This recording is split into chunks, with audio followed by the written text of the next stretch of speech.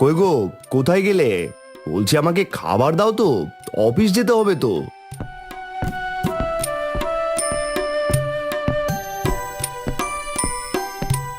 কেন, তোমার নিজের হাত নেই নাকি তুমি একাই কাজ করো? আমিও যে এখন অফিসে যাব সেই খেয়াল আছে? খাবার খেতে হলে নিজে বানিয়ে নাও, যাও। এভাবে কথা বলছো কেন? সামান্য খাবারটাই তো চেয়েছি। আমি তো আর বলিনি যে তুমি অফিস যেও না, কাজ করো না। সব সময় জুই এটা করো, জুই ওটা করো। কেন, যেন নিজের কোনো হাত নেই? হ্যাঁ কাকিমা, কি হয়েছে গো তোমার? তুমি কাঁদছো কেন? না রে মালতী, কাঁদছি না। আগুনের কাছে বসে আছি তো, তাই ধোঁয়া চোখে গিয়ে জল পড়ছিল। ও কাকিমা, তুমি আমার কাছে কথা লুকাচ্ছ। সত্যি করে বলো, আমায় কি হয়েছে? জানিস মালতী, খোকা যখন ছোট ছিল তখন আমিও এভাবে বসে পিঠা বানাতাম, আর খোকা আমার পাশে বসে ইচ্ছে মতো পিঠা খেত। মা, ও মা, আমাকে এই পিঠেটা দাও তো, এটা বেশ ফুলেছে।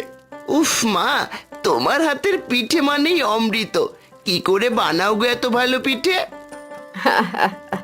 শোনো দেখি ছেলের কথা, বলি আমি যখনই পিঠা বানাই তখনই এভাবে বলিস। শোন, আমি তোর জন্য ভালোবেসে পিঠা বানাই, তাই তোর কাছে এত ভালো লাগে। সারা জীবন যেন এইভাবে তোমার হাতের গরম পিঠে খেতে পারি। শীতের ভিতর এমন গরম গরম পিঠে, তাও আবার তোমার হাতের। আহা, কি স্বাদ! আহা কাকিমা, মন খারাপ করছো কেন গো? সন্তানরা বড় হলেই বড় হয়ে যায়, এ নিয়ে কষ্ট পেও না। কতদিন হলো ছেলেটাকে দেখি না, খুব মনে পড়ে ছেলেকে। তোমার ছেলের তো কোনো খোঁজই নেই, সেই যে গেল তোমাকে ছেড়ে, আর আসার নামগন্ধও নেই। সব সময় শুনে এসেছি ছেলেরা নাকি মায়ের রত্ন হয়, কিন্তু ছেলে বড় হলে টাকা কামাই করা শিখলে যে সে আর মায়ের রত্ন থাকে না গো, সেটা নিজ চোখে দেখছি। এসব বাদ দাও তো কাকিমা, নাও গরম গরম পিঠা খাও। না রে মালতী, আমি পিঠা খাবো না, এ যে আমার গলা দিয়ে নামবে না রে।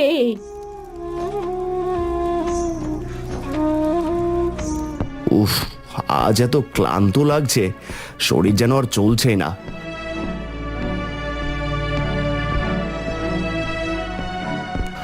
জুই, ফ্রেশ হয়ে আমাকে এক কাপ চা বানিয়ে দাও না গো। চা খেলে মাথা ব্যথাটাও কমে যাবে।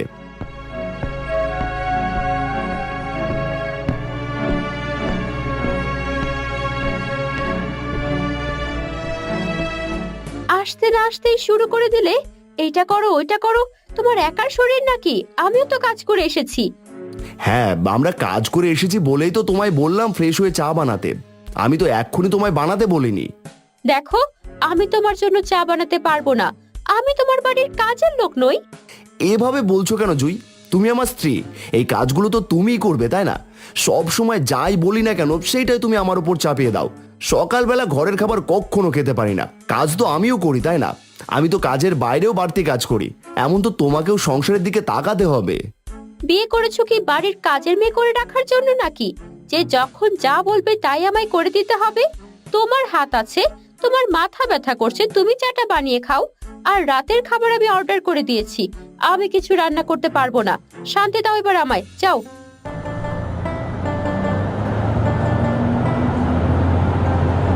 জুই, বলছি আজ একটু পিঠে বানিয়ে দেবে গো। এই শীতে এখনো পিঠে খাওয়া হয়নি, খুব খেতে ইচ্ছে করে জানো। জানো, আমি যখন ছোট ছিলাম মা কত মজার মজার পিঠা বানিয়ে দিত, আজ খুব খেতে ইচ্ছে করছে। তোমাকে কতবার বলতে হবে বলো তো, যে আমি কিছু করতে পারবো না? অর্ডার করে দাও, পিঠা চলে আসবে। সে পিঠে থেকে আর আসল স্বাদ পাওয়া যাবে? গরম গরম বানিয়ে দিলে খেতে মজা লাগবে।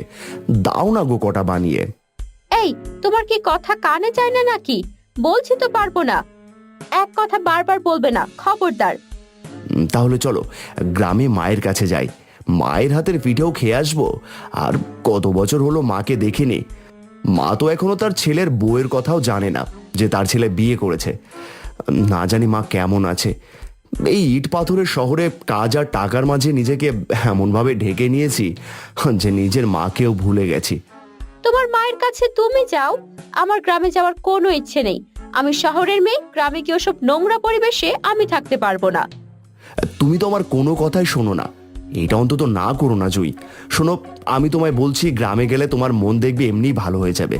সেখানকার শীতের পরিবেশটা খুব এনজয় করবে তুমি। আচ্ছা ঠিক আছে, তবে সেখানে বেশি দিন আমি থাকতে পারবো না, এই বলে দিলাম।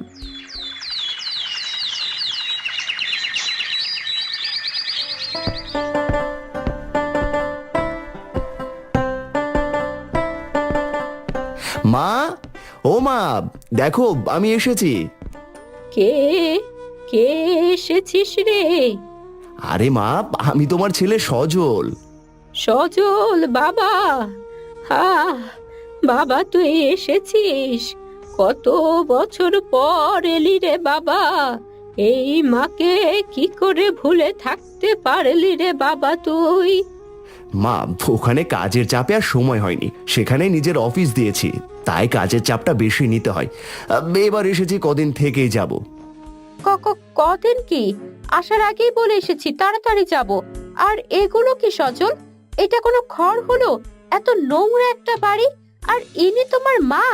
কি অবস্থা! মুখ সামলে কথা বলো জুই। ইনি আমার মা। বৃদ্ধা মাকে দেখার মতো আমি ছাড়া আর কেউ নেই, তাও তাকে এখানে একা রেখে শহরে গিয়ে বিশাল অট্টালিকাতে থাকছি। আর এখন থেকে তোমাকে ওইখানেই থাকতে হবে। কি? আমি এখানে থাকবো?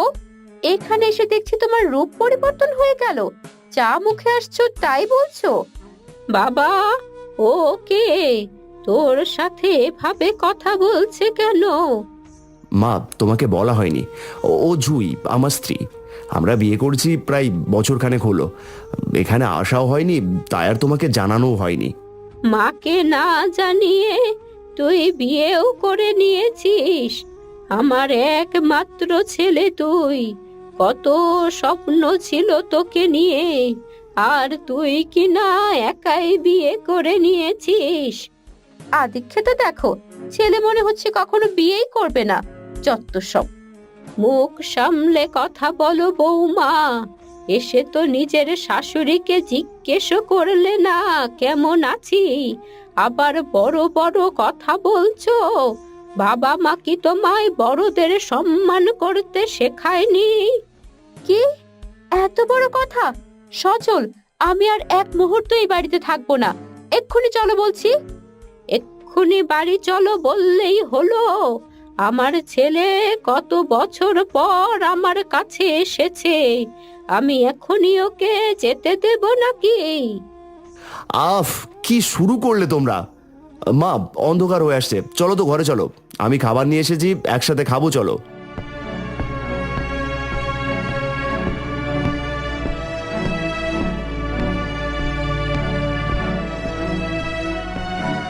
ছি, এগুলো ঘরের কি অবস্থা! এখানে কোনো মানুষ থাকতে পারে নাকি? বুড়ো মানুষ, একা থাকি, নিজে তো ঠিক মতো রাখতে পারি না, আর এসব করব কি করে? বৌমা, তুমি না হয় আমার এখানে থেকে যাও, আমার দেখাশোনা করলে, আর আমারও একজন মানুষ হলো কথা বলার। শুধু নিজেরটা দেখলে তো হবে না, এখানে আমি থাকতে পারবো না। এটা থাকার মতো কোনো জায়গা হলো নাকি? আর আমি অফিস ছেড়ে এখানে থাকতেও পারবো না। আচ্ছা ঠিক আছে, না থাকতে চাইলে থেকো না। এখন খেয়ে নাও তো মা, না জানি কখন খেয়েছিলে।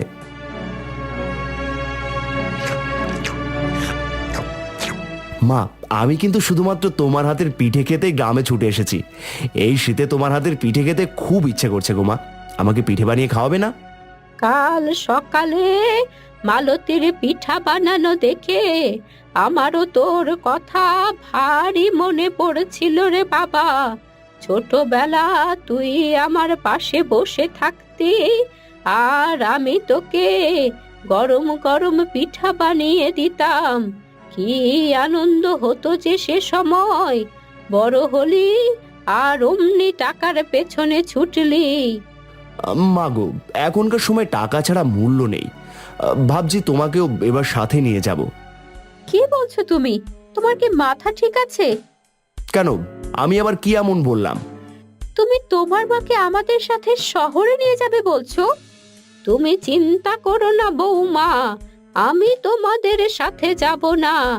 আমি আমার ভিটে ছেড়ে কোথাও যাব না, এখানেই মরতে চাই আমি। মা, কি বলছো এসব? আচ্ছা শুয়ে পড়ো, কাল সকাল সকাল তুমি আমায় পিঠে বানিয়ে খাওয়াবে, কেমন? আহ, আহ, আহ, আহ, আহ। আচ্ছা আচ্ছা বাবা, ঠিক আছে।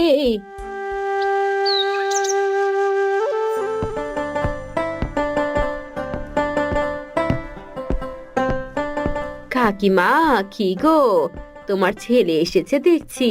শুনলাম বিয়েও করেছে। তা বলি, তোমার ছেলের কেমন জ্ঞান? বুড়ি মাকে গ্রামে রেখে শহরে গিয়ে নিজে নিজে বিয়ে করে নিল। তোমার কথায় একটা বারো ভাবলো না?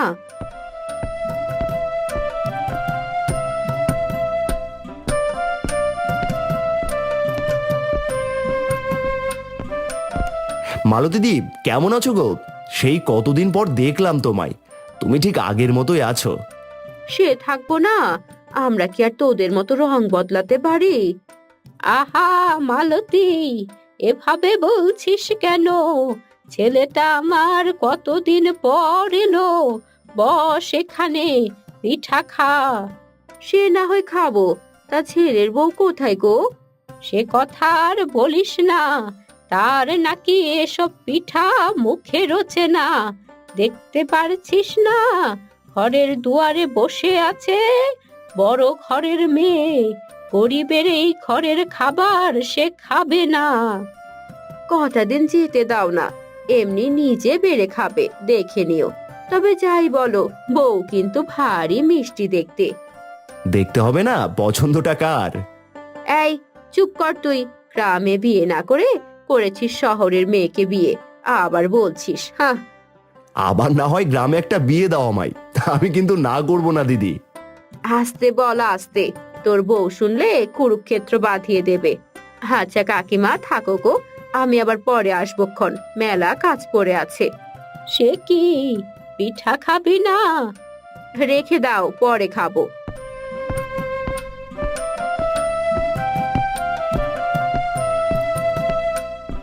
বাবা, মেয়েটাকে এখানে ডাক। একা একা ওখানে বসে আছে। এই ঠান্ডায় আগুনের কাছে এলে শরীরটাও ভালো লাগবে। আচ্ছা বাবা, ওর বাড়িতে কে কে আছে রে? আমি ছাড়া ওর কেউ নেই মা। ওর বাবা ছিল, কিন্তু আমাদের বিয়ের কিছুদিন পরেই মারা গেছে। জুই, ও জুই, এখানে এসো। দেখো মা কি মজার মজার পিঠে বানিয়েছে, খেলে খুব ভালো লাগবে।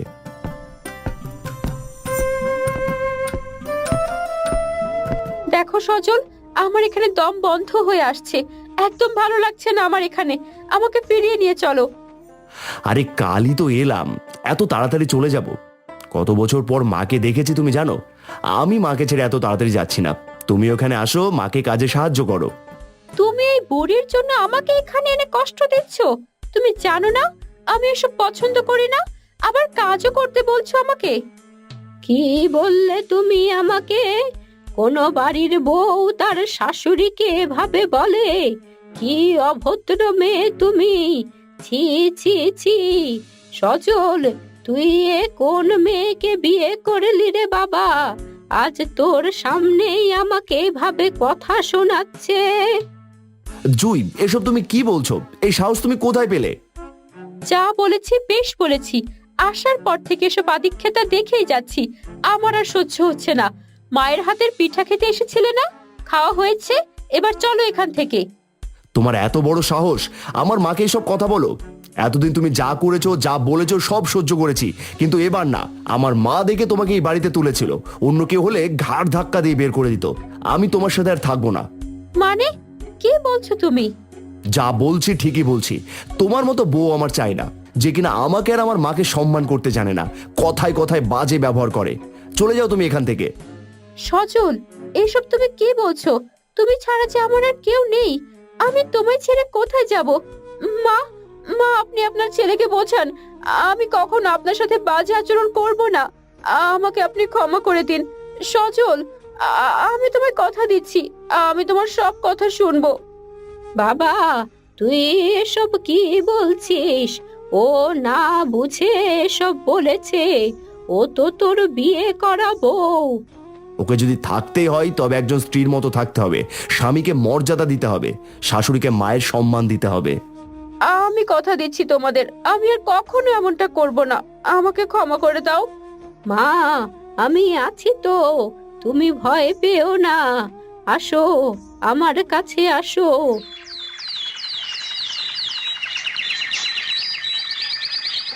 মা, আপনাকে আরেকটু দিই? না না মা, তুমি এখানে বসো দেখি, একসাথে বসে খাবো।